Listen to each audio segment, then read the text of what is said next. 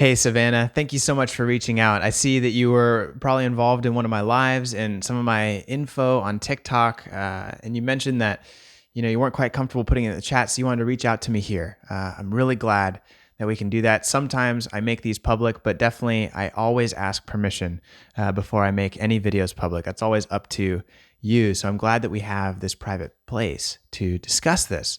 Obviously, not a substitute for mental health counseling or mental health advice, but there are definitely some intense symbolisms involved, and I want to give you some insight into those. If you're new here, click subscribe. The way that we do things, though, is I always read the request, and then we get into the symbols, and then we apply those to your life, what your mind's trying to tell you, and how to make things feel better. So here we go. I saw that you work in dreams, and I didn't feel comfortable putting this in a chat, but if you could answer me back, that would be amazing. What does it mean if you have a dream of getting raped? That's actually not an uncommon dream. Oftentimes people do have these kind of dreams. And so I want to make a distinction here. There's two kind of directions that this could go. One is, because of my work in the mental health field, it's very common to have what's called PTSD dreams. They're called night terrors. And night terrors are interesting because they short circuit the typical function of dreams. Typically, dreams do not recall and retell specific events, but a night terror does. It retells a specific memory.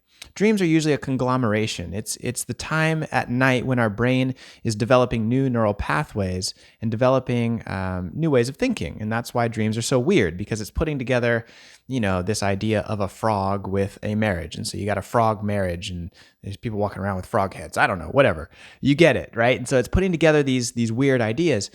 But in a night terror, it's retelling a traumatic event. Now, the reason it does that is because it's trying to vent out. It's trying to process this thing. It knows that this thing has so much emotional energy in it that it wants to release that energy, but it doesn't know how. So it's going back and replaying it, trying to understand it, going back, replaying it, trying to understand it. And sometimes it can get trapped in that cycle. So I just want to say that because I don't know if that's your case here. I don't know if this is a lived experience. But I would want you to keep that in mind. Hypnosis, hypnotherapy, and especially mental health counseling can help a lot with those type of things, and I would highly recommend them. But let's say, because I don't know based on this, let's say that you didn't, just for fun, right? Let's say that wasn't a lived experience for you, and you just had this weird dream of being raped. What would that mean? Well, everything in your dreams is a symbol. It's not literal.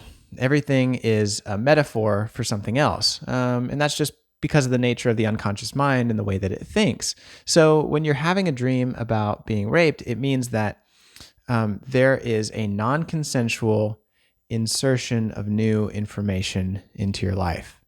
And so your unconscious mind is trying to tell you, hey, something's not right here. Something has happened in our life where without us being okay with it, us meaning you and all of your parts, there has been something changed about us without consent. Something changed, not about us, but about our environment, about our world without consent. This can happen. People can have dreams about being raped when they lose their job.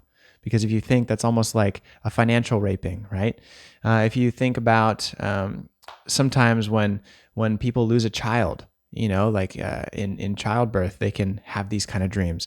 Sometimes they can also feel some of this stuff when they start to realize parts of themselves that they don't like. So it can almost feel like when you realize that there are angry parts of yourself, bitter parts of yourself, or even, kind of like just primal, sort of icky, nasty parts of yourself. Like, I feel anger sometimes. I feel vengeful sometimes. I feel hate sometimes. Sometimes I'm greedy. Sometimes I'm selfish. And so when we realize these things about ourselves, it can feel like that information is raping us because we don't want it. We're not consenting to it, but here it comes, whoosh, and it changes the trajectory of your life.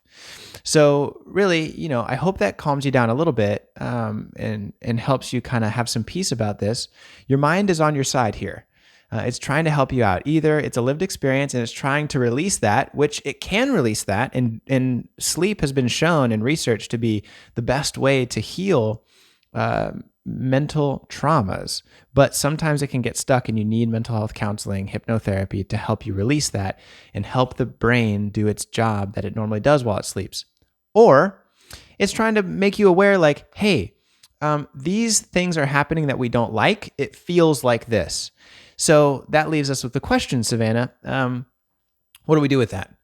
Right? And so the reality is, if something in your life is changing and it feels like it's non-consensual, the best thing to do, and this may sound counterintuitive, but with the symbol, it makes sense, accept it. Even when it comes to trauma work, the first step is acceptance. Not saying that it's good, not making excuses for it, but saying this happened.